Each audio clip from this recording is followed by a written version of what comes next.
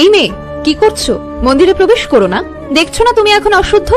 এই অবস্থায় মন্দিরে প্রবেশ করতে নেই। আমাকে একটু জল দেবেন? খুব কষ্ট হচ্ছে, পেটে যন্ত্রণা করছে। অন্য কোথাও গিয়ে জল চেয়ে নাও, মন্দিরে প্রবেশ করো না। তোমার শরীর এখন শুদ্ধ নয়, অপবিত্র। এসব কি বলছে?